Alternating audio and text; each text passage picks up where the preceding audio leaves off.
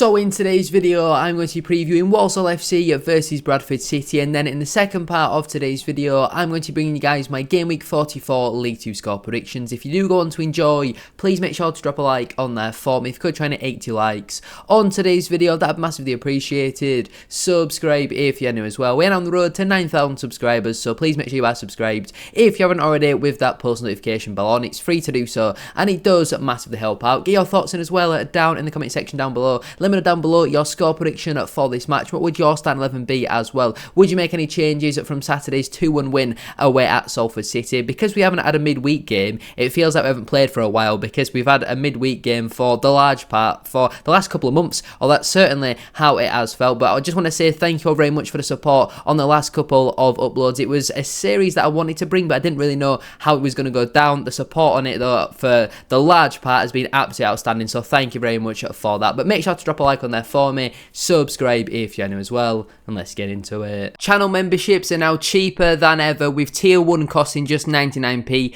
tier 2 has been reduced from £3.99 a month down to £1.99 a month, and tier 3 has been reduced from £8.99 a month down to just £4.99 a month. Your support as always is massively appreciated, and the more members that we have, the better the content will be. Enjoy the rest of the video. If we start out then with the current Sky Bet League 2 table, my team Bradford City, we currently sit 13th in the table. After 43 matches, we've got 16 wins, 12 draws and 15 defeats, scoring 52 goals and conceding 55, which leaves us on a -3 goal difference and 60 points. Our last couple of matches then have been a win, a draw, a win and a loss. Then last couple of matches then being a 2-1 win away at Salford City, a 1-0 win at home to Gillingham FC, a 1-0 draw away at Grimsby Town, a 2-0 win at home to Tranmere Rovers, and a 3-0 defeat away at Harrogate Town. If you compare that then to the Saddlers, they currently sit in 8th position in the Sky Bet League 2 table. After 44 matches, they've got 18 wins, 11 draws and 15 defeats, scoring 66 goals but also conceding at 65, which leaves them on a positive 1 goal difference and 65 points. Their last couple of matches have been a win, a loss, a win and a win. They currently sit 1 point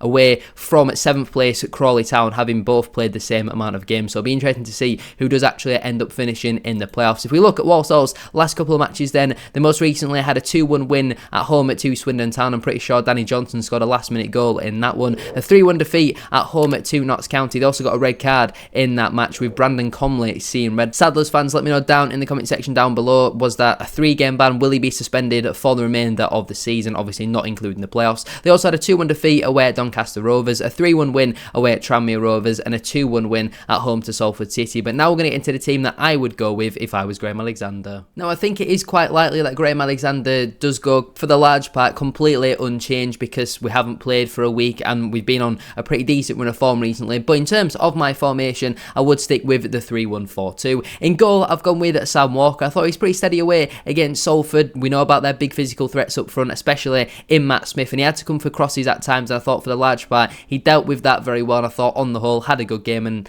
for the large part has been a very good signing since coming in from Charlton. Into the back three then, a right centre back I've gone with Daniel Ugoke. Since his absolute disaster class away at Harrogate, I think he's been brilliant for the large part in the next couple of games. I do think he has been really good. There's been rumours about him coming back for next season. I think he's been good the last 4 games, but we've got to remember the other 20 or so, whatever amount of games he has played prior to that, where he was absolutely terrible. And for me personally, if we're serious about wanting to win the league next season, I don't think Daniel Ugoke is a starter in my personal opinion. In the middle, I've gone with Matty Platt. I thought against Salford he had a pretty solid game. You look at, again, Matt Smith, big physical striker, and Platt for the large part dealt with him very well. There is a couple of times, obviously, Smith, as you would expect, got the better of him, but on the whole, Platt had a really good game, and I'm hoping this is not one of his last couple of games that he's going to play in a Bradford City shirt, and he is around for the next couple of seasons. And at left centre-back, I've gone with Kieran Kelly. Again, pretty steady away against Salford, not really too much to stand out, either positively or negatively, but under Alexander, for the large part, he has been a very good option for us to have.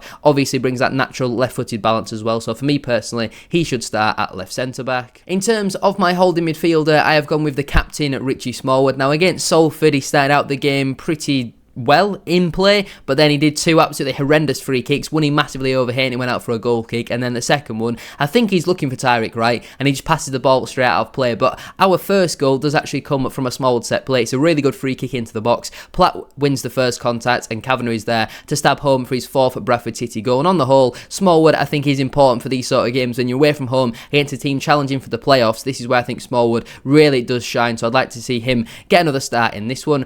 In at right wing back, I have gone with Brad Halliday. What more needs to be said about Brad Halliday? Absolutely outstanding. Comes up with a winner again in our last 2 matches, but the strike against Salford is an absolutely brilliant one. Yes, he has quite a lot of time, but sometimes having too much time can make you overthink and rush a strike, but it was a brilliant, well executed finish into the back of the net, so Halliday for me definitely starts at right wing back. And in terms of my 2 central midfielders, firstly I've gone with Jamie Walker. Now I thought for the most part he was pretty ineffective against Salford, but I kind of understand it. He did have, don't get me wrong, at times some really nice touches and some good link-up play, but it wasn't consistent enough for the full time that he was on the pitch. And I feel like Walker, it was kind of a little bit understandable because of how narrow Salford's pitch is. He wasn't really getting that time and space on the ball. They were very compact, and it meant players like Walker, Poynton were a little bit anonymous in the game. But on the whole, Jamie Walker has been a big game player, and you look at the fact we need to probably win our last 3 if we want any chance of making it into the playoffs. Walker is a man who loves a goal in a big game, and for me personally, should start in this one. Partnered with Clark Adore. Now I know this one might come as a little bit of a surprise, seeing Bobby Poynton drop down to the bench potentially, but Adore for me has had a little bit more impact than Poynton has over the last couple of games, and I think Poynton plays better at Valley Parade than what he does away from home. Sometimes he's getting completely marked out of the game, and the opposition are kind of leaving Walker to be a bit more of a free man, and that shows the quality that Bobby Poynton does bring to this side. But Adore, I've been impressed with his substitute performance on off the bench against Grimsby, and then against Salford, obviously our second goal comes from him cutting in on the left foot and getting a strike off, and I'd like to see Adore get another start in this one. It's been a while since we've seen him get that opportunity, and I'd like to see what him and Walker can do in central midfield. And moving over then to left wing back, I have gone with Tyreek Wright. Now again, you might go Lewis Richards because you're thinking away from home against a team just outside the playoffs, you might need to be a little bit better defensively. But I think in the last 2 games when Wright has moved to left wing back, I think for the large part he has had a pretty good spell there. Defensively he does get caught out a little bit at times, but going forward he does have a real threat, and he's obviously got that natural pace. And for me personally, I think we need to win the game, so we need to be going more attacking if possible. Richards can always come on off the bench. He came off, if I can speak English, he came off against Salford in the last couple of minutes with cramp, but that doesn't seem like anything too serious, and he should hopefully be available for this one. So for me personally, I'd start him at left wing back. Again, similar to where you go, okay, rumours of him coming back for next season. Again, I just don't think he has done enough in this loan spell. He's had 2 half-decent performances. The rest of them have been underwhelming. He's not looked interested at times, and again, I think we want better players than Tyreek Wright if we are serious about promotion for next season. I don't think there would be 2 awful signings. We've certainly made worse over the last couple of seasons, and again, their age fits the similar sort of profile you want to be signing, but I just feel like we could get better value for money. And moving on then to my 2 strikers. Firstly, I've gone with Andy Cook. Former Saddlers man, loves a goal against his former clubs, and I feel like it's almost written in the stars for him to score in this one. He scored against Walsall the last couple of times that we have played against. I remember a couple seasons ago he scored a last minute penalty to win the game there under Derek Adams. And Andy Cook, while he has been pretty poor over the last couple of games since really returning from injury, I don't think he's quite shown that quality that we've seen. He's missed a few big chances, missed a couple against Gillingham and a few more against Salford City, so I'd like to see Cook hopefully get back to his best in this one. And you look at the competition in Tyler Smith, it's not, you can't really compare Cook and Smith, and Cook obviously deserves to start in this one. And partnering him, I've gone with Callum Kavanagh. He's looking better and better as each game does go by, and I think he looks much better when he starts rather than coming on off the bench, and I also think he looks better as a striker playing with a partner than rather than playing out wide in a front 3. I've been really impressed with Kavanagh over the last couple of games. I think his energy that he brings to the side is brilliant to see. He always works hard, and he's starting to bring that quality as well in front of goal. 4 goals since joining in January, and I think he's the type of player that kind of goes under the radar a little bit, because you look at Andy Cook and his goal scoring history really throughout his whole career. A lot of the opposition defenders focus on him, and it allows Kavanagh to get that space sometimes to get the shot off, and that is why I think he has scored a couple of goals for us this season. On the bench now for me, that'll leave Colin Doyle, Jonathan Tompkinson, Lewis Richards, Kevin McDonald, Alex Gilliard, Bobby Poynton and Tyler Smith. The players currently unavailable are Sam Stubbs, Alex Patterson and Jake Young. So players who miss out then through selection would be Ash Taylor, Liam Rydell, Harry Chapman,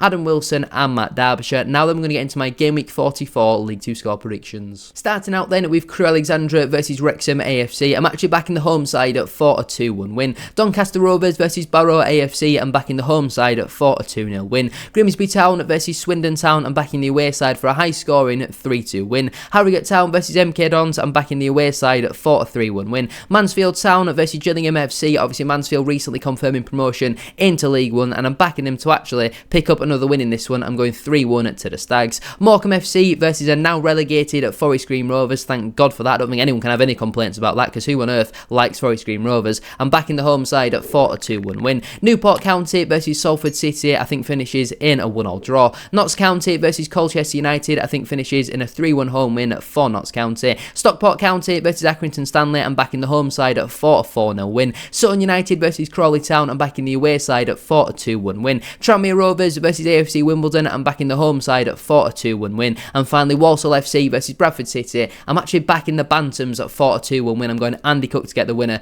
in at the last minute. But I'm going to leave it there then for today's video. If you have enjoyed, please make sure to drop a like on there for me. If you could try and hit 80 likes. As I said at the start of today's video, that'd be massively appreciated. Subscribe if you're new as well. We're on the road to 9,000 subscribers, so please make sure you are subscribed. If you haven't already, with that post notification bell on, it's free to do so, and it does massively help out. Get your thoughts in as well down in the comment section down below. Let me know down below your score prediction for this match. What would your starting 11 be as well? Would you make any changes from last Saturday's 2-1 win away at Salford City? Thank you all for watching. Have a great rest of your day, and I'll see you all tomorrow for probably a live stream. It might be a match reaction, but it should hopefully be a watch along. I'll see you all there.